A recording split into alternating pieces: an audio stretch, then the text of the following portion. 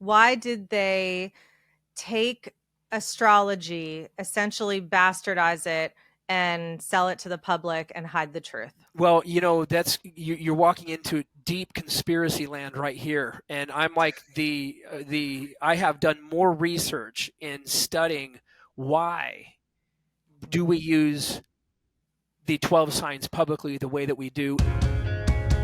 I'm Elysia Skye, and this is the Brilliance Method podcast.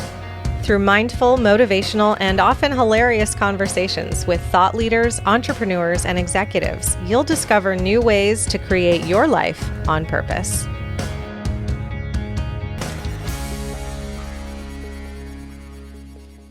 Hello, dear one. Welcome to the Brilliance Method. Today, we are hanging out with my friend and astrologer. He is absolutely amazing, Jade S. Luna, and he is the first Westerner ever to reconstruct Jyotish, which is Hindu astrology, and we're going to talk all about that today. He reconstructed it into a Greco-Roman format, and he became certified in astrology from the AFA in Arizona, Dina Academy in India, and the AIVS in Santa Fe, New Mexico.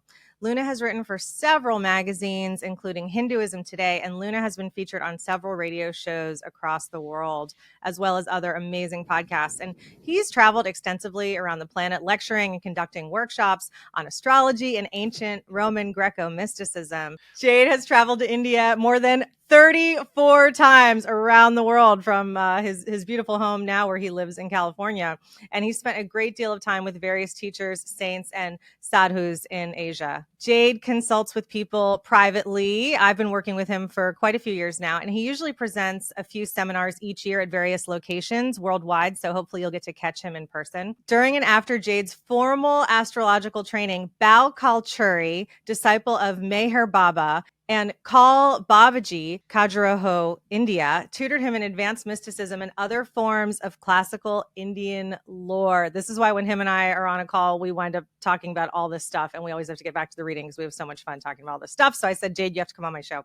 Jade Luna is the author of Asterian Astrology and 27 Stars. He's been one of the most successful astrologers in the world and has maintained a high-level practice since 1996. Incredible. Hello, my friend. Thank you so much for this. I appreciate it. You're welcome. I just adore you. And I think it was one of our last readings when you were, of course, blowing my mind. I think we just started talking about aliens and like all sorts of stuff. I'm like, we should talk about all this stuff on the podcast. Yes, because we could go deep. But while many people are unfamiliar with Vedic astrology, and I've done my best to educate my friends and my audience in very much layman's terms, Jade, could you give us a brief history on why this astrology is really the true astrology and essential to how it is that we should be following the stars at this time? It's a great question. The origin of astrology. Egypt says they're the origin of astrology. India says they're the origin of astrology.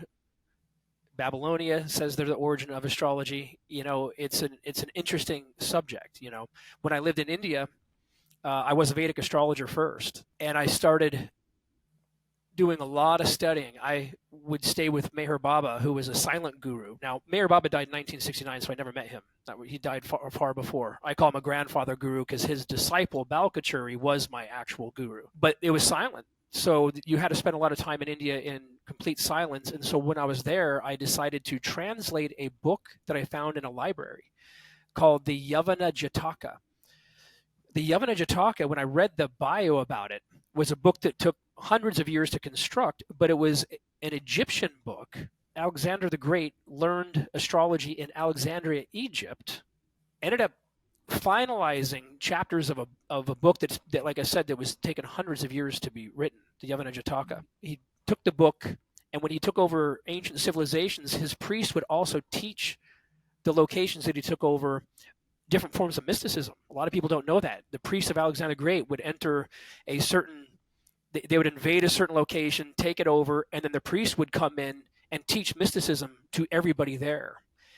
And the Yavana Jataka was this book of astrology that he would actually have his priests teach the various locations. Well, when he took over northern India, Alexander the Great left the book, the Yavana Jataka, there in northern India. And then the priests of India got that book and merged it into an astrology system that they already had. So people don't know that Greek astrology actually looked just like modern Vedic astrology. People don't know that.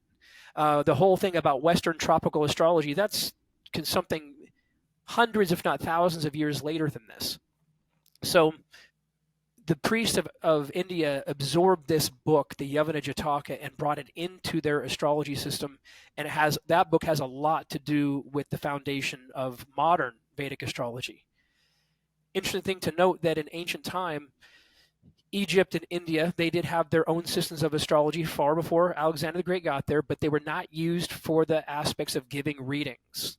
Their number one motive was to know what gods and goddesses you were born under. What was your connection to the divine? Egypt and India were both originally only technically concerned with what is your relationship with the divine. And astrology and the planets that you were born under would point to various houses, gods, deities, and that formulated a part of your karmic work in this lifetime. Where the Greeks, and why the Greeks have to be seen as probably the most advanced system of astrology, is they took the wisdom of Egypt and then said, well, how can we use this science of the gods to help human beings? And so the aspect of creating readings for people, day-to-day life, predictions, was created by the Greeks.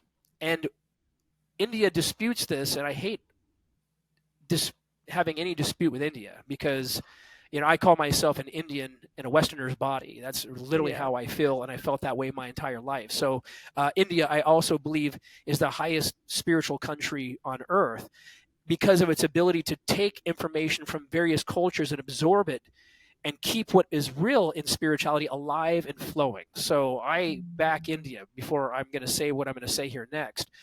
But the Vedas actually say that Greeks taught India astrology. My book, Asterian Astrology, has the actual phrases from the Vedas that talk about how amazing the Greeks were in their awareness of astrology. And one of the great phrases, which is in my book, is, well, the Yavanas, the Greeks, India called the Greeks Yavanas. That's what the book Yavana Jataka means, the speaking of the Greeks in Sanskrit. They said, well, the Greeks, they may be barbarians, but they brought the wisdom of the stars to us. It's in the Vedas. So it's in my book, Asterian Astrology. So the Greeks mastered the art of giving readings, but Greek astrology in ancient time looked like modern Western astrology. So real quick, when I was in India practicing silence, I translated the Yavana Jataka back to its original Roman Greco format, not knowing that had never been done before. And I started giving readings with it. My readings changed, my clientele changed, and I did use a lot of my own references. I created new names for these ancient stars. My Guru Bao wanted me to westernize my Eastern traditions. He wanted me to westernize Agora, which was the spiritual path I was on of worshiping Kali. He was really excited that I was translating Vedic astrology back into a Roman Greco format because he said at the age we're going into, he believed the Vedic understanding would spread throughout the entire planet. And so he wanted me to westernize these things. And so I did. And so the Yavana Jataka is an ancient Greek text that ended up in India and was absorbed into Vedic astrology.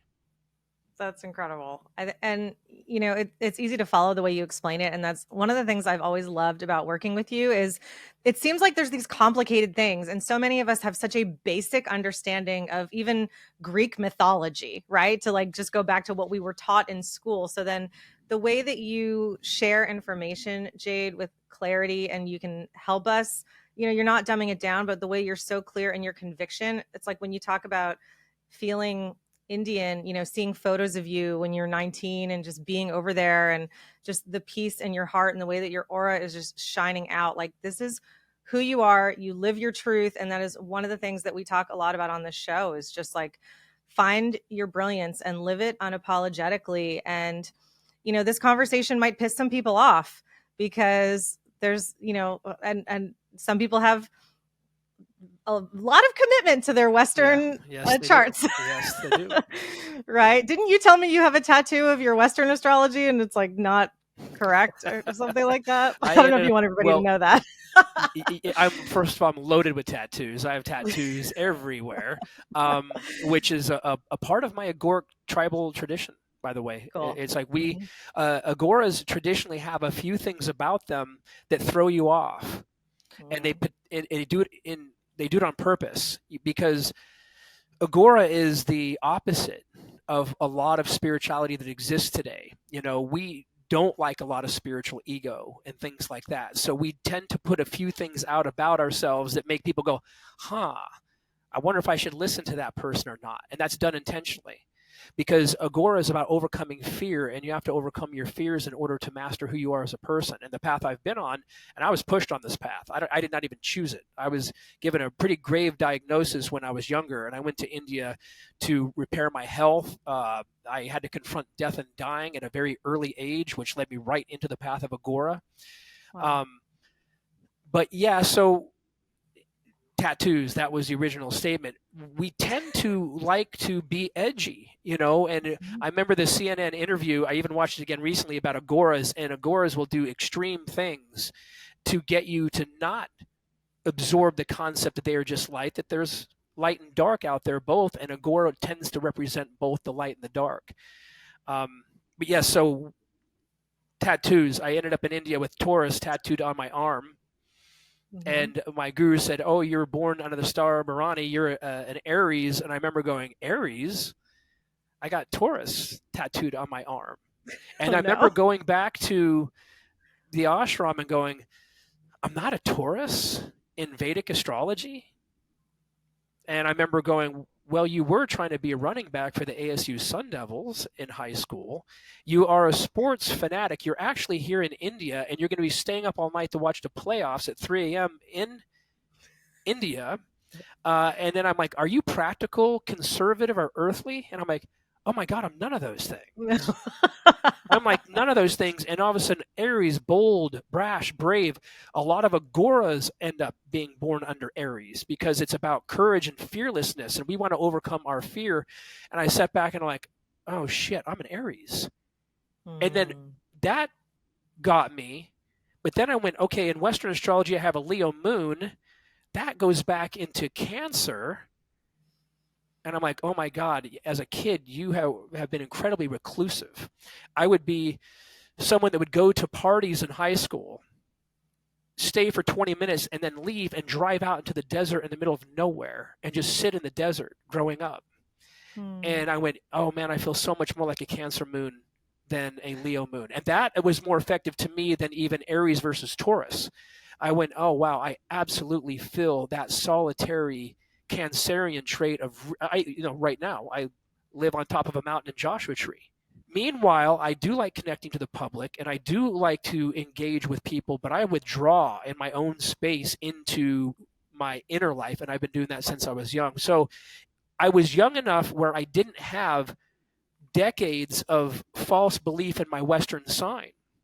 And as I tell people, of course you believe you're a Western sign. You've been reading it your entire life. I actually thought I was practical, conservative, and earthly until I had someone pull that right out in front of me and say, that's not who you are. And the biggest problem I have with Western astrology is that, of course you believe you're your Western sign. You've been reading it since you were a child. Of course you believe that. It's been ingrained in your consciousness, and that's a crime to me. It's a spiritual crime. Because and the people only have seen reason, charts that they look at their chart and their right, chart says that they're this. So how do they know that that's not correct? The only reason why you're alive is to know who you are. You are not here for any reason. You're not here for happiness. You're not here for the white picket fence. You're here for the realization of yourself. And when you're reading a science that says you're this, not that, and it's wrong, that's a disjustice to human beings. And so for that reason, I am actively campaigning and have been since 1996 to get people out of Western astrology thinking. It's what we call commercial wisdom. Commercial wisdom is for beginners. There's advanced things for people that are more on the advanced path. That's not technically commercial. And so I've been trying to pull people more towards the deeper mysteries that are not just commercial, that are available to everybody. And you'll be attracting folks like myself and people listening and watching this show who want to know themselves better, who want to understand who they are on the soul level. And I didn't even know that I hadn't even heard of Vedic astrology. Most of us hadn't heard of Vedic astrology until I was considering a really big life change. I don't know if you know this story. I don't think we've talked about this, but I was considering moving. I lived in Los Angeles for almost 20 years, pursuing acting and then producing, and things were up and down. I had gotten breast cancer and, all the things. And my husband and I were thinking about leaving. And that's a big deal to leave LA when you're pursuing a dream. And I believe it was our friend Andrea Quinn who said to me, and I don't think she knew you yet. This was maybe 2017. She said, you should do a Vedic locational astrology reading. And I was like, okay. And she introduced me to her astrologer. Now, he just happened to be in town that weekend and she had never even met him. So I went and met him and he had my whole chart printed up. And for anyone who's never seen a Vedic chart, it looks very different. And then you have, I don't know the word, Jade. What's the word? The dashas, right? Did I say it right? Dasha, yeah, the cycles. In Rome, they called them tempus, phases. Yeah. Phases. So he had all these printed out from like my entire life. And so he's talking about this and this and this. And I'm hearing this going, wow, this sounds really fucking accurate. So then I tested him because I'm a spiritual person. And then I'm also a skeptic of my own shit, because who knows what's going on in this crazy illusion. So I pointed to a date and time that I knew the answer to in my history. And I said, what does this mean? Because at this point, this guy doesn't know anything about me. He only had my first name and he told me where to meet him. So I said, this time, this place, these little charts, these little numbers and stars, what does that mean? And he goes, it can mean a lot of different things, but for you, it's cancer of the breast. It's like, oh my God. I pointed to the exact month and year that I got diagnosed with breast cancer. So I said, there's no way this can be that accurate. Okay, let's go back one more. And I picked another date, 12 years before that. And I said, what about this one? And he said a similar thing. It could mean a few things. He goes, but this is the death of the mother. This is you stepping into becoming the mother. So either your mother died or something happened where you had to become an adult. And that was the year that my mother was hit by a car and killed when I was 12 years old. Wow. So I was like, I'm sold. I don't know what this crazy magic is, but it is so friggin' accurate that it can pinpoint points in your life. And what I love about it, beyond it being accurate for predictions in history and whatnot, and we can talk about predictions in a little bit, is it also gives you peace to know that there's an outline, that this isn't just all chaos. To a certain degree, the script is written and we get to enjoy it or run screaming. And I also follow A Course in Miracles. So there's a lot of tie-in to these philosophies. I know about them as well. Yeah. My mom was in Course in Miracles. Yeah.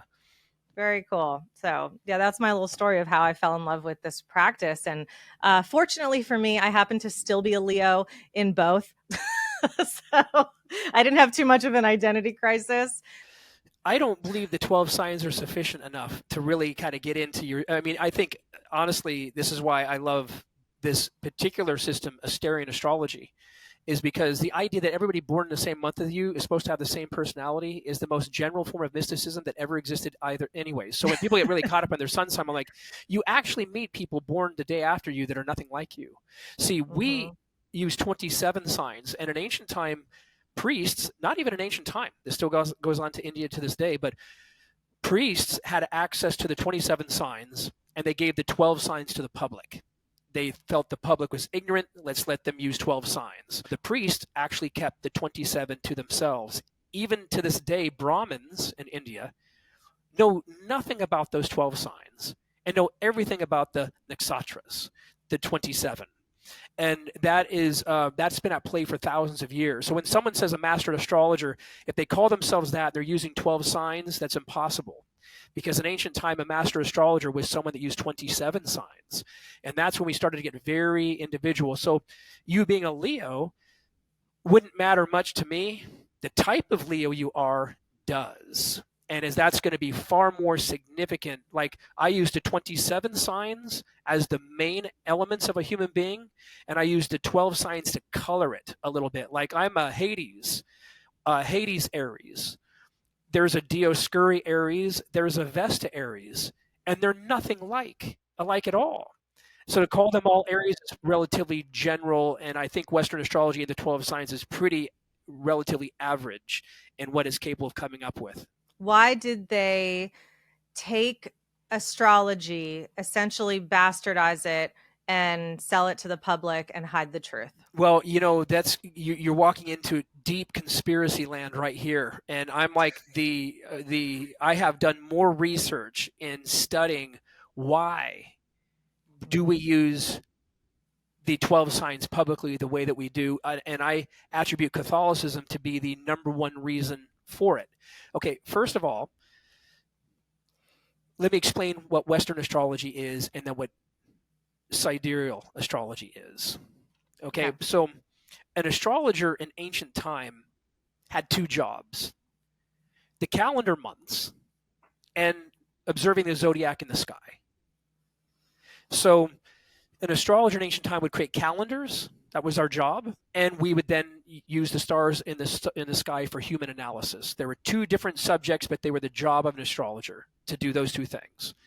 Western astrology is the calendar that we used to use in ancient time. Mm-hmm. The first day of Aries, this is Western, is the first day of spring equinox.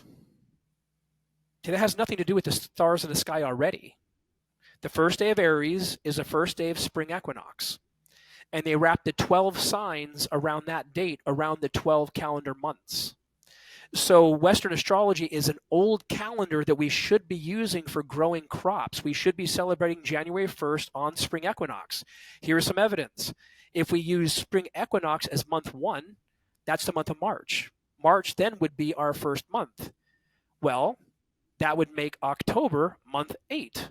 October means month 8. November means month 9. It does.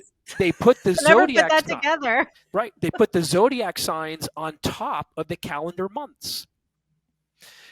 So two things happened. 2024 years ago, it's not quite that specific, but we're going to make it so for the sake of conversation. Okay. The 12 signs of the zodiac, which in the sky move 1 degree every 72 years. It's called the precession of the equinox, which means the stars in the sky don't stay in the same place. They move 1 degree every 72 years. That's called the precession of the equinox. 2,000 years ago, the 12 signs of the zodiac traveling in the sky happened to align perfectly with the 12-month calendar. That's why we're saying 2024. We're not saying because it had anything to do with Christ. Had nothing to do with Christ. The astronomers and astrologers said we have to call this year 1 because the 12 signs of the zodiac have aligned with the 12 months of the calendar. It happens once every 26,000 years. Okay. So in that time era, Catholicism came about. Even though this is a couple hundred years later, again, the zodiac in the sky only moves 1 degree every 72 years. Catholicism came about, and there was a battle in ancient time between who had more clout, astrologers or priests that were Catholic. There was a little bit of a battle here.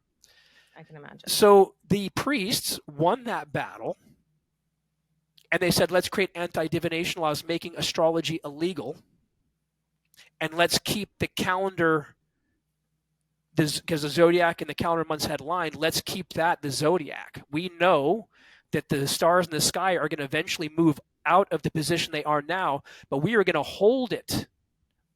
So in the future, when people talk about their signs, we can laugh, knowing they're not those signs at all. So they made it illegal to observe the stars in the sky. And I have very interesting evidence about this, including Nostradamus. So you were allowed to talk about Western astrology publicly or tropical in Catholicism time, but you were not allowed to observe the stars in the sky. They destroyed planetariums, observatories, they destroyed them. You were not allowed to observe the stars in the sky anymore. You were allowed to talk about Western astrology, but you were not allowed to observe those stars because then you would recognize the zodiac is changing. So this is the conspiracy that hurts here. My heart. Like that feels so violating. Nostradamus is my evidence. He talked publicly about Western astrology, but in his texts, they're all sidereal. So what he wrote about was the stars in the sky, but what he talked about publicly was tropical astrology, because he would have been hung publicly if he talked about the stars. So there's the Wow. conspiracy. I have Western chills. astrology is an old seasonal calendar that we used to use. So I've said this to people, and they'd be like, well, so what? It's a seasonal calendar. I still feel like my sun sign, so maybe it's seasonal. Well, here's a problem with that. The seasons are the exact opposite in the southern hemisphere. So if Right. Australia is seasonal too, then they have to reverse the zodiac entirely, and the seasons are not the same on this planet. We're talking about northern hemisphere seasons that were actually being used then, not southern Mhm. hemisphere seasons. So you can't even call it seasonal. Western astrology is an attachment people have to themselves, and I'm sentimental to it to a certain degree, because I feel bad for the new ager that has to hear this, that grew up Yeah. in like a Christian home, and astrology was that one science that made them go, I want something more. And so they That's a big gravitate, part of my audience right, right they there. gravitate Mhm. towards Western astrology as they are liberating themselves from belief systems that no longer serve them, and they're getting into new belief systems that now serve them. So I'm Awesome. sentimental to the fact that people don't want to be told, well, what I left conventional thinking for is wrong. That's hurtful to me. But there are layers on top of layers of true mysticism. And so when people start to get deeper, and when people start wanting something more advanced, they do start leaning towards things that are outside of the box. And I believe we're now at a phase in consciousness. It's time to go past commercial consciousness, and let's start focusing on getting into deeper things. A 27 sign system that aligns you with the gods in the sky, where you even know who your guides are. Yeah, let's work with that. That is how I've been making major universal predictions, is by observing the gods that rule over the system and how those gods are interacting with human beings.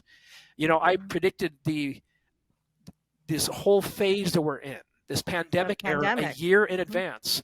And you can read the article where I said we're either going to have a volcanic eruption or a pandemic or an epidemic. I said that January 7th of 2019, because the eclipses of December 25th, 2019 would unleash the god Typhon, the Egyptian god Set, and he's the god of plagues. Mhm. So I don't care how this thing got here. I don't care if it was a man, a bat. The gods permit what happens on this planet, whether you like it or not. We get so hung up on what men are doing, and that is avoiding the truth that masters run this planet. The gods run this planet. They're going to upgrade this planet, whether you like it or not. And all the shit that we're dealing with right now is a massive upgrade. And evidence of that, you can't even remember your thought process in 2019. I can't either. I don't remember what I Yeah. thought like that. We have been forced into evolution so fast, to even get caught up in who did what and why is avoiding the fact that the universe permitted this to happen. And I know that's true because I predicted it beforehand, and the universe is involved in all these changes we're going through right now. Going back to this idea that, we have compassion for those who found Western astrology, like myself when I was a little girl, right? And I kind of call it the gateway drug, right? It's the gateway drug into the truth. Like, here we are now into finding out there's more. And I think it's good news, Jade. I think it's great news that if anyone went through that journey and got into new age and all this stuff, and now they're like, "Ooh, I'm seeking," right? Like, we attract seekers. That's who we hang out with. It's who are drawn to our messages, and they're gonna seek and want more. My friends who are listening, right? Whatever it is that you thought was the truth of truth about your spirituality, like maybe it was just kingdom theory. Okay, we die, we reincarnate, we learn a lesson, we break that karma, and we keep going until we become enlightened. Like, I can't think any bigger than that. That must be the whole truth, right? And then when you find out, wait, there's more. Yeah. We're always continually seeking, and sometimes it's little things that crack the eggshell on, oh wait, we get to peek now, there's light coming through, there's more. And I don't know that we'll ever know the whole truth, but practices like what you're doing and the readings you do and how you help people and the dedication you've put into this work is, you're making history, man. It's really cool. Thank you. I appreciate it. And, there was no intention to do any of that. There was just a love for a science, Yeah. and also there has always been a rebellious part of me regarding conventional thinking. It's like, I would have stayed right there in the Vedas being a Vedic astrologer. I wouldn't have actually put together this ancient Greek system. There was a part of me that always wanted to go deeper than the conventional way of thinking and knew that there were things out there that were beyond what we're being taught no matter what. I do value this life of being an astrologer. I've had one job my entire life. I went from high school right into, I am a musician and an astrologer, but I've been doing both of these since high school, both of them. And one side is the agoric side of me I put into my creative world, which that's why my music is not Yanni, so to speak. But yet the light that I went through with masters, saints, and gurus, that all comes through my astrology job. So I perfectly and purposely separate the agoric dark side of that path and the light side into two different vocations, which I've done both for 28. I actually am getting ready for my 29th year, but I've never had another job other than astrology. And I've had this enormous desire to keep learning. I'm even right now checking out some other things that are an ancient text that just came into my sphere recently. It's not showing me something new, but it's confirming Asterian. And right now they're excavating an Egyptian temple that they have not found ever. And it might be confirming Asterian in the deepest ways possible. And I'm studying that right now too, going, oh, wow, no, I do have the book as evidence, but now we're going to have Egyptian walls confirming Asterian. So cool. To validate ancient culture using Asterian astrology or sidereal, it's the easiest thing to do. The Egyptians have it written on their walls already. They already use the stars in the sky, and their calculations are all sidereal. And Greek kings, they would put their face on one side of a coin and their sign on the other, and they would always put their sidereal moon on the other side. You can go read about ancient astrologers, modern astrologers. We see all these coins that are Greek, but they don't have the right signs on the back. It's like, no, because they weren't using tropical. They were using sidereal. So using facts, I've been able to prove that all ancient cultures use the stars. Again, people don't know that Western astrologers don't use the stars. So when they're talking about Pluto going into Aquarius, it's like, it's not even close. It's not even close. It's 20 years away from that. When Pluto went into Capricorn, that was January of 2020. I believe that was going to launch us deeper into the pandemic era that we're in. So, point being, this system was the only system, or there were various versions of it, but this was the only system used in ancient time. Wow. Sometimes when people ask me, like, well, wait, what do you mean the stars are off? Like, how could they be off? Right? It's like, remember when Pluto wasn't a planet for a minute? Remember when that happened in like 2006 or something like that, right? It's like, there's things moving. I have a lot of friends who are more into science than spirituality, and we get to have these conversations. So, well, astronomy, and one thing, just on a quick note here, I push a lot of people to listen to astronomers, and people are like, well, why would we listen to astronomers? Because they don't technically believe in astrology. And I'm like, well, guess what? This is why you have to listen to astronomers. Astrology and astronomy were the same science up until 500 years ago. So every ancient astrologer was an astronomer, and every ancient astronomer was an astrologer. That's evidence that we all use the stars in the sky, because if you go to the Griffith Park Observatory in Los Angeles, they used to have every Sunday on their scheduling, seminars about why to stop using Western astrology, that there's no correlation between the stars in the sky and what Western astrology is. Astronomers will tell you that. And they had to study astrology inside and out. They just don't have an attachment to the results. And because they don't have an attachment to their signs and stuff like that, their evidence proves to be the most powerful. But you can't go to an astronomer and talk to them about Western astrology without them laughing, because they know already there's no correlation to what the signs they're saying and the stars in the sky. And no Western astrologer can take you outside at night and show you the constellations in the sky and the planets moving through them. Because if they did, they'd go, why is there no correlation? We can do that. It's the first thing you have to learn in Vedic astrology, is how to map out the sky above us and to see the planets. We get to see the planets moving through the signs exactly the way that we see them, and they have no correlation to what Western astrologers say. Wow. So if you are watching or listening to this and you feel sad, if you feel a feeling, if you feel a loss of identity, feel all the feels, and then feel the awakening from it, that, okay, cool.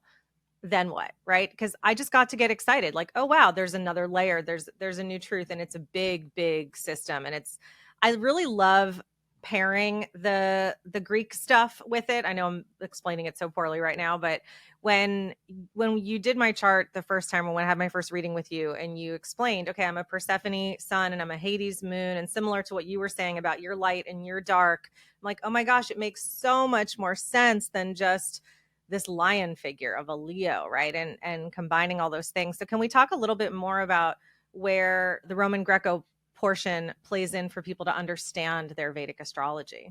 There was only one way to see the zodiac, and that was the way that I was talking about. So again, we didn't have obviously the technology. Well, we did, but not the type of technology we have now. So everyone had to build planetariums, observatories in ancient time to observe the stars perfectly going through them. So the fact that we had to build observatories and we had to observe the stars in the sky with telescopes and with our visible eye, everybody was going to come to the same conclusion in ancient time. That the idea of using a tropical system or a seasonal calendar for a zodiac wouldn't even exist in ancient time because they were building observatories. So there was no difference. Your Greek signs were your Vedic signs in ancient time. All cultures came to the same conclusion of where the stars were aligned. And so Greek astrology technically and Vedic astrology are equated. Tropical is the only offshoot of it. They're the same.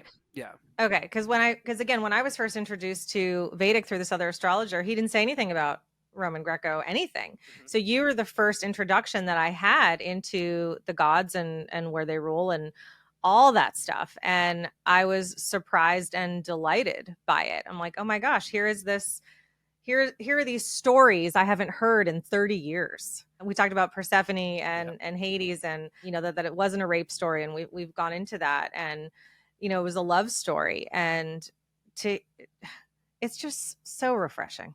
You being a Persephone, like knowing that, it pushes Leo in the background to me. It's like, because Persephone is a very specific force in creation, and the lessons and laws you'd be working with in this lifetime would be around Persephone. Leo, yes, you'd have to learn to be a leader in this life, and you'd have to step into your center as a leader. That is the part of the Leo part. But how that would be done through Persephone, the understanding of light and dark both, which means you understanding the balance of light and dark. Persephone ruled over spring and the underworld. You'd have to go through life learning those particular lessons of that goddess. And according to our ancients, which is the part I love, you'd kind of have to recognize Persephone as a part of your own self. Mm-hmm. And that right there is what the ancients wanted out of a natal reading. They wanted you aligned with your sun and your moon sign and your rising, as those gods were going to be a part of your own spiritual makeup and your own path of realization. Forget about these 12 signs. That was the general coloring of it.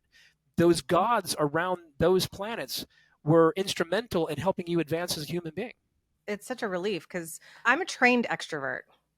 I really am. And all my friends are like, you're extroverted. And I'm like, I'm not.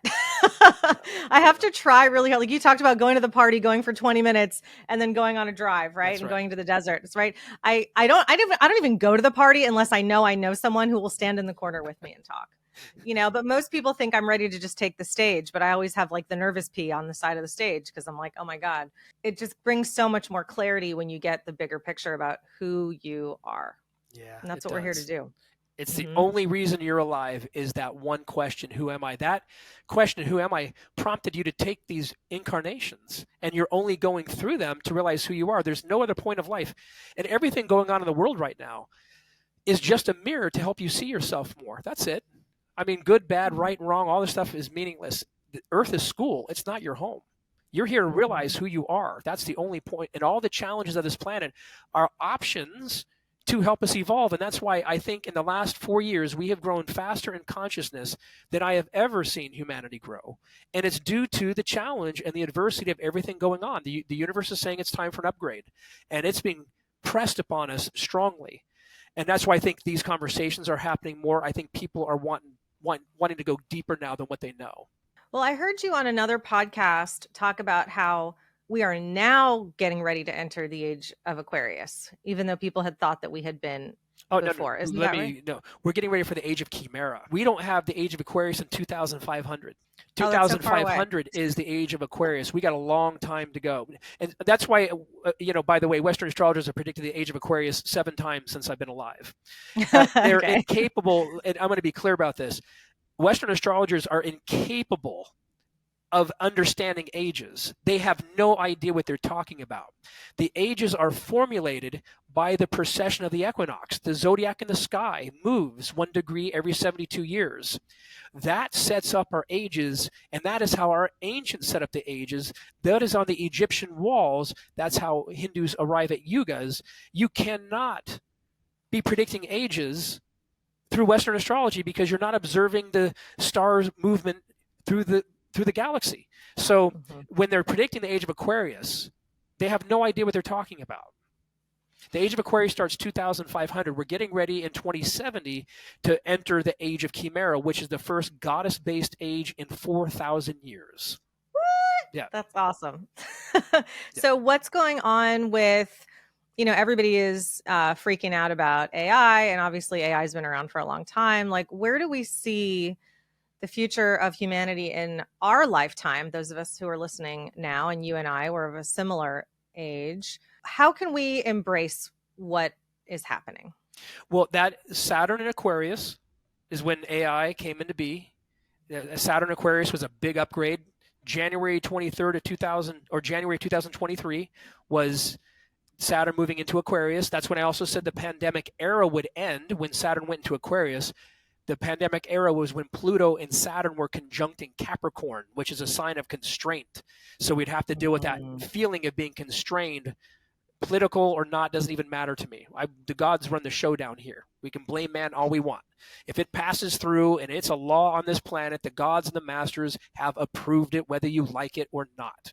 But January of 2023 is when we entered Saturn going to Aquarius, which would produce a heightened level of technology. It's going to happen again next year when Rahu goes into Aquarius. And we're in that phase now where we're upgrading. AI is its own thing. And, I hope it challenges human beings to be better. And, it's like, I know musicians are like, oh God, AI music, it's actually not bad. Well, then do better. We're always going to love what human beings do. We have a passion and a love and a devotion that AI is not going to be able to capture. It's going to find its place. Human beings are going to have their own place.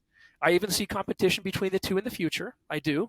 But human beings will win because we are imperfect and because we represent passion and things of that nature that AI technically cannot duplicate. So it's going to find its place. It's going to actually be I think it's even going to pose a lot of problems with us in the future, but it's going to force human beings to rise above and become better than we are. It's an upgrade for us. I agree. And, I coach a lot of entrepreneurs and small business executives and some big business executives, and everyone has this fear that AI is going to replace them. Right. And I even went to this like conscious convention for, embracing AI. And I just want to understand. And my biggest takeaway, and that I tell my clients, is ultimately people will crave human connection. And let's say an astrology reading, for example. Sure, you can go online and print your chart, and maybe you can have ChatGPT tell you all the things and explain it. I don't even know. But they're not going to have a conversation like this. They're not going to have the compassion and the empathy and the intuitive knowing of some of the stuff that you have said that is completely magical and clearly a connection between two beings. And I mean, can AI eventually be sentient? Sure. I mean, why not? Right. I mean, they'll do, spirit will do what it wants to do. But I feel like the human connection will, like you said, will always win. And I had a friend who was in government, and I asked him years ago, I think this was 2014. I said, what jobs cannot be replaced with AI? And he said there were only two. Do you want to guess what they are? I don't, but I want to hear. The only two jobs as of now that can't be replaced with AI, because I checked in with him recently. I'm like, I'm still teaching this. He's like, it's still accurate. Landscaping and trash collection cannot be 100% replaced with AI. Everything else technically could be. You still need a human when it comes to dealing with plants and dealing with trash. That's hysterical. I believe that AI has come from our own consciousness for us to upgrade and become better and to be more intelligent and more wise. So it's come out of human nature. We created AI. We Yeah. prompted it into creation from our own self. Why did we do this? Because we are going to become higher and more evolved from it. Where our intelligence is going to have to increase because it is there in humanity. And so I believe it's going to force us to awaken to the next level of intelligence because we now have competition that we created ourselves. Why? Because we're going to upgrade ourselves, and this is how we're going to choose to do it. What a human thing to create our own competition, knowing that for most of humanity, competition is the one thing they're the most afraid of. Yeah. And that's what they created. Amazing. Okay, I want to go back to this idea that you fresh out of high school and you said music and astrology and you gave it 100%. And I've done the same thing in my life with my passions. And most people don't do that. Most people stay stuck in the golden handcuffs of their zone of excellence and wind up in a job that pays the bills maybe, and they receive some awards or accolades and it feeds their ego enough and they die incomplete and unfulfilled, and it breaks my heart. Yeah. So how did you persevere with I'm just going to do this? Because especially coming up at a young age, we have a desire to make money, but I imagine living in India that is very different. So is there any guidance that you could share for people who just want to pursue their passion the way you have, Jade? Well, I love that question. I absolutely love it because a lot of people don't know what theirs is. And that is a real challenge. This is where being an Aries, I think, was an advantage for me. And that was going from a Taurus to an Aries. I knew exactly what I wanted to do with this life early.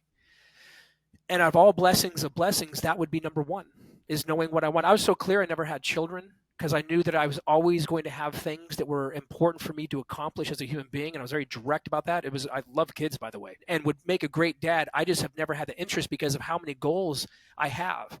And I still have them. In my system of astrology, it's called the torso and legs of your animal totem. It rules over your desires and how directed you are towards your desires and whether you can accomplish your desires or not.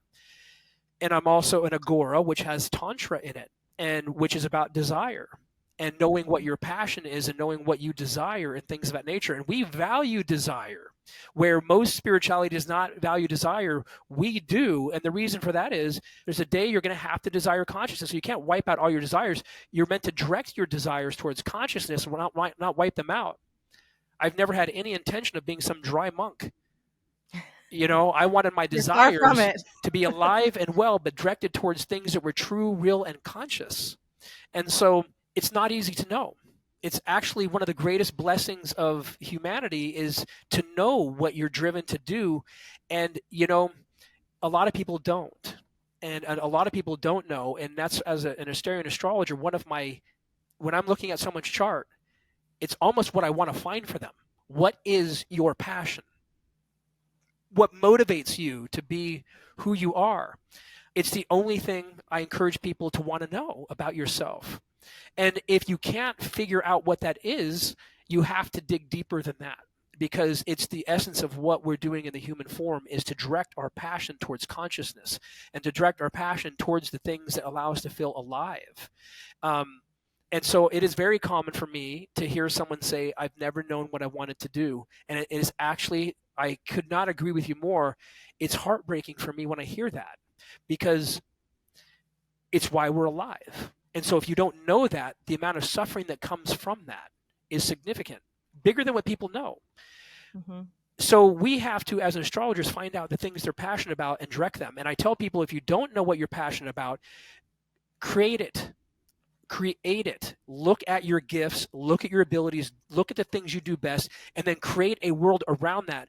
And maybe don't wait for that feeling of, I know exactly what I want to do. Some people have to create that. And this is where I can help.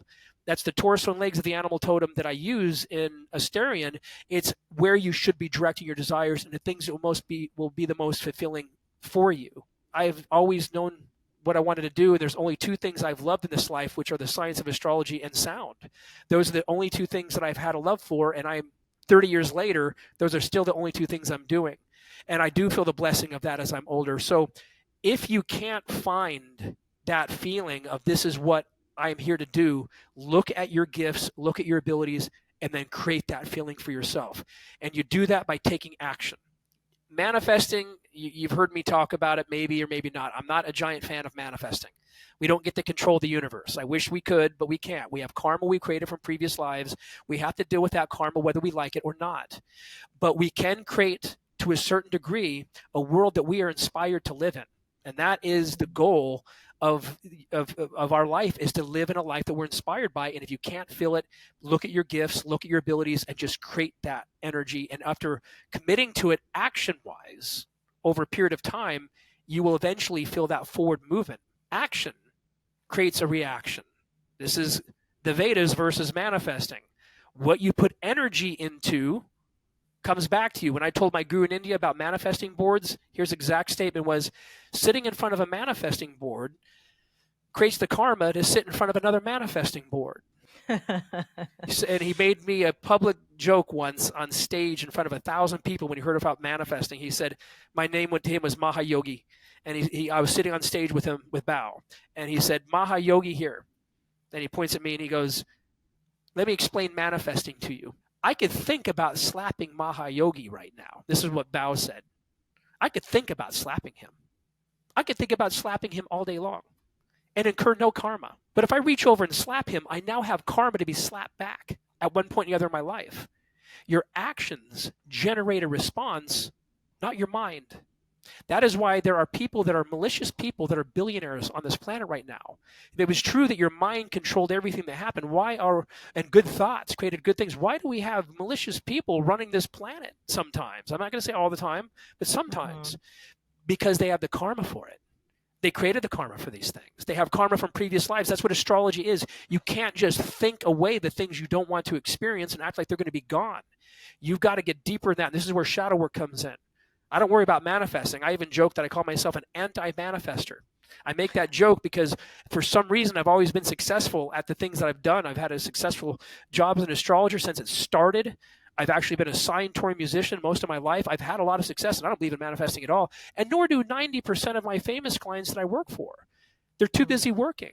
And that working generates more work. So in my world, if business gets slow, I go generate more work for myself, and that energy will swing back around, and there's the karmic response. If I was going to sit down and try to manifest and meditate on it, I would be interfering with my ability to create work. I'd be sitting in front of another manifesting board. So that statement that, what you do comes back to you, that's karma. So if you're in a place where you feel stuck, I'm telling people, don't worry about manifesting. Get out there and generate energy through action.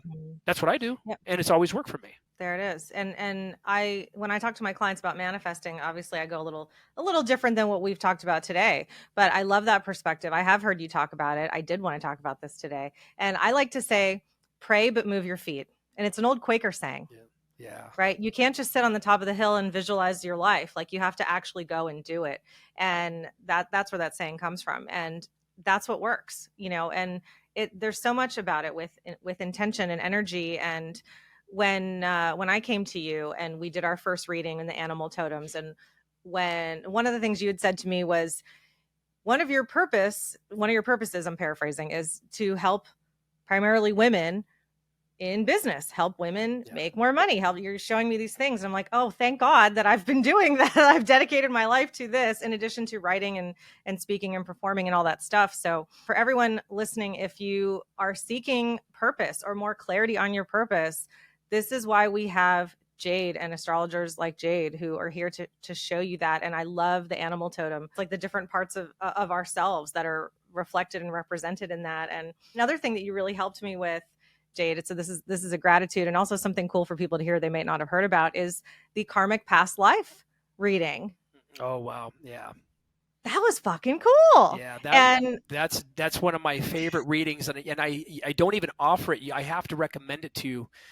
When I was in LA, I think I told you about, I had so many people wanting me to confirm what psychics were telling them. They were like Cleopatra in a previous life, and people just started coming in going, I want you to confirm what this psychic said. And I took the reading off because of how many times that happened.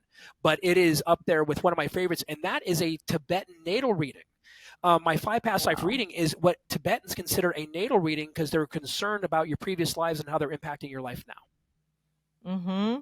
Well, I hope that when my audience here gets an opportunity to work with you, I know your waiting list is often long and well deserved. If and when they're ready, you get to recommend that because there has been so much healing that has occurred. And not only that, you have given me different chants that I do every day. And I'm just committed. It helps me to commit more to clearing out any other shit. Like, I don't want to go through these lessons again. I want to get it done. I want to do the work. And I'm grateful to you for that.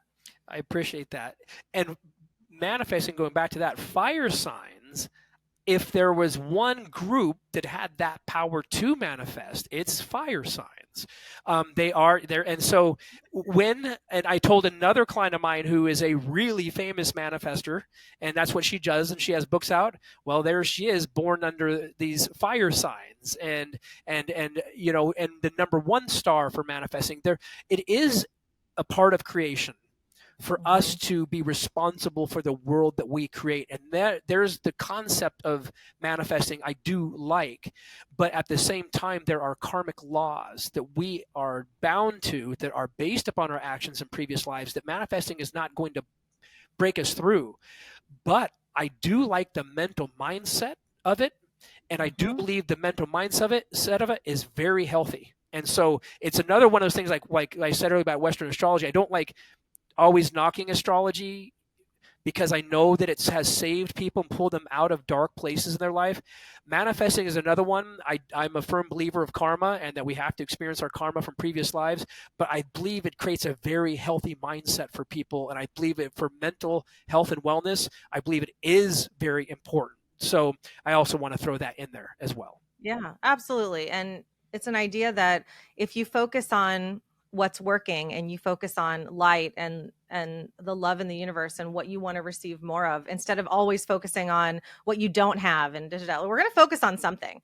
Ideally, we are present in this moment, right? Yeah. But if we are going to focus, get out of the drama and create your life, and if that's how you choose to do it, then do it. And in the Course in Miracles community, they very firmly believe this is all an illusion. The script is written. Whatever you are meant to receive in this lifetime, you will. There's no point in manifesting. It's completely contradictory to the law of attraction. And when my clients come to me and they understand that I'm a student of a course, I'm a student of Vedic astrology. You want to manifest? Let's manifest. Like I love it all, but there's a way that I do it. And it's this what we're talking about, right? It's like, okay, let's say the script is completely written, whether it's the Course in Miracles or it's in our Vedic chart. Can we just have a better experience by focusing on what we want to focus on and enjoy our lives? Can we just be kinder people and play pretend? Like, why not? It's so much better I than agree with that a being thousand angry all the percent. time. And having a good life is important. And you want to know what else is important? Fulfilling your desires. And this is where I Mhm. am not a fan of renunciation, even though my guru would say I was like the greatest renunciate of all my last life. He called me Mahayogi. He said I lived a life of complete spiritual practice my last life. But you can't just stuff your desires under the carpet and act like they're not there. They Right. actually are what are taking your reincarnations. Your desires are what keep reincarnating. So agora and tantra is the act of pulling your desires to the surface so you can see them and then control them so they don't control you. It's very important you know in spiritual mysticism that we're aware of what our desires are, and I'm talking about the lowest of the low elements of those, to go in there and know where they come from.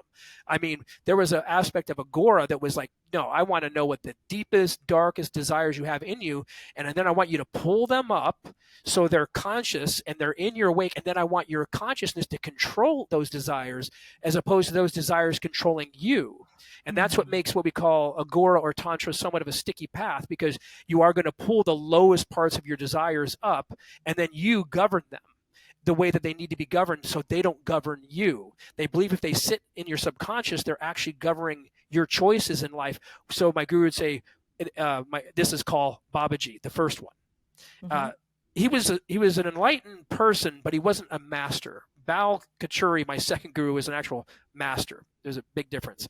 But Kal Babaji was a big advocate for pulling up your desires. He said because they are also what are taking they're also going to be your reincarnations. Your desires are what keep reincarnating, not your consciousness, because you are only reincarnating to become aware of what's in the subconscious. That's the only reason why you reincarnate. So pull them all up and then govern them through consciousness, which is a stickier path for some people that are going to get stuck in stuff like lust, and they can get stuck in it and they get pulled away from it. A real yogi doesn't get pulled away from it, but they are aware that it's there and they are using them in their life. That's one of the reasons why I've always done music, is because it was a better channel and outlet for the agoric shadow side of me than astrology, which I purely wanted the light of my masters coming from that they gave me coming into this science. But the lower shadow self in me, which I was able to identify, like dark magician energy, all these other things. I'm like, okay, I don't want that to have control over me. So I put it into art. I put it right in art. And it was interesting that when I was in India, when I really formulated a belief system around Gora that was westernized, because my guru said, I also want you to westernize Agora, it was art. I said, what I'm going to do is pull the shadow, the darkest thing up in me. And I could remember lives of being like a black magician. I could remember lives of certain things that I don't want that governing my consciousness. I don't want that interfering with my decisions, those lower energies. So I'm like, I am going to create music from that point. And that's the point in which I'm going to be an artist, and I'm going to keep my job as an astrologer just pure light and consciousness like we're talking here today. But music, I'm going to put that shadow character that I found in, I'm going to make them work for me. And that's what music is for me, is putting my shadow self right now. Because I've had people run into my music and go, and I don't encourage that. I want people here really focused on the light part of me. But I've had people run into it and say, that really shocked me. I was expecting like Yanni or something like that. I'm like, no, it wouldn't make sense to the agoric side of me. It makes sense to do what I do and create music in that way because, well, that's the shadow in me. I found it, which I encourage everybody to find some dark identity in yourself and then put it to work in something constructive, where you are in control, and then you wipe it out of your system. So I'm actually, through putting my agoric side into art, it's also wiping out an identity that would be stuff there that in a life like this where I am focused on light and consciousness, it might not get the recognition that it wants, so it might take another birth. So no, I don't want it to take another birth, that shadow self. I want to pull it up, make it serve me, and then also slowly wipe it out. So my next life, that's gone. So then there will be a more of a balance in me energetically and spiritually, which we're all searching for that balance. So I do encourage, when it comes to Agora and the shadow self, to find the lowest energy in you. And you know, it's often Tantra will pull into lust. Like that's where you're going to go. Like go into the darkest places there. And in that is control, power, pull it to the surface and express it in creative ways. That's my agoric path, because art, you know, it's made for the shadow self. It's harmless too. You don't harm anyone. The only rule I follow is harm no one, including myself. That's emotionally, spiritually, I don't want to harm anybody, nor do I have any interest in that. But that's the only rule that I believe that we should follow. You can be as dark as you want. You could actually be as light as you want if you're not harming anybody. But harming people is a little bit of a balance. I don't even emotionally want to harm anyone either. So finding outlets and expressions for the shadow self is extremely important in spirituality and art. Even if someone says, well, I don't have any artistic ability, I'm like, well, you find some way. We are creative beings. Right. We can find, even planting out in the backyard is creativity. If someone likes creating businesses, that's their creative art. Find a way to express your shadow self and be in control of it. That's what Agora is. Agora means to live without fear, and to live without fear means to live consciously and not fearful even of what's inside of your own self. So healing, and what great permission to just get raw and honest and vulnerable with yourself so that you could grow and break this cycle. So Jade, for people to find you, connect with you, work with you, and hear what you are promoting, where should they go? Asterian astrology.org. ASTERIAN, asterianastrology.org. But you know, my Instagram is where I do everything. Jade So Luna, all one word or 3 separate words on Instagram. That is where I'm going to be advertising this podcast. It's where I do the most advertising, is on Instagram. And that's where I prefer to be found, is on Instagram. I hesitated asking you this, and I almost didn't, but I'm going to ask you, if and when you were handed a winning lottery ticket, I want to know, and this could be up the lottery right now, Jade, is like you can win $1 billion. Mm-hmm. If somebody handed you a winning lottery ticket and said it's all yours, what would you do with your time if you never had to make another penny? I ask myself this question often, and I have a really clear answer because I ask myself these types of questions. I love that question because it's something I wish would happen to me all the time. I love giving readings, and giving readings is something I love, but if I had money, I would actually write a book like Nostradamus about future predictions for the next 2,000 years that would be dead on accurate and in the future would outlive me. And I would love to talk about future things I see in politics, future things I see in the world. I see another pandemic farther down the line coming. I would love to have the time to write that book. I don't have the time to write that book. What I'm pulling together right now through Asterian astrology and what I'm seeing and the way this system makes predictions, I have never seen anything like it. The way that these gods rule over ages, the way that the cycles we go into ruled by gods, how it affects human beings. Our relationship with the gods is so constant we don't even know it. I would write a book or plural books on what is going to come in the future age we're going into. And I have thought about that as like, I wish I had time to take off giving readings and just focus in on a book like the next 2,000 years of what I see coming in the next 2,000 years. So I could, in some future life, reincarnate and read it, going, I wonder if that was me that wrote that. Because I know for a fact that that book, and it's not me being important. This is not self-importance talking here. I just happen to run into a system of astrology and recreate a system of astrology that I think surpasses every system of astrology on this planet right now. And what I see through it and what's coming through it, I would love the time to take off and just focus on what's going to happen in our future spiritually. I feel that you will do this, my friend. You will. And what I love about the lottery question is it gives us a clue into what we want to be doing in addition to what we're doing now. And so what I always tell everybody is try to carve out moments to dedicate to it, even if it's voice notes on your phone or whatnot, but start to build it, start to get excited about it, and it's going to happen. Yep. I use articles for this now. I have a bunch of articles, a way for me to make predictions, to put things out, and I use that as that medium to have that small outlet now is articles, but eventually I do believe I will also put that book out there. You will. Well, if I win first, I got you, bro. Thank you. Amazing. Well, I've so loved this conversation. I hope you'll come on again because we didn't even get into all the conspiracy shit that I love talking to you about. So maybe I will come back whenever you want. You just ask me to come back, I'll come back. Yeah.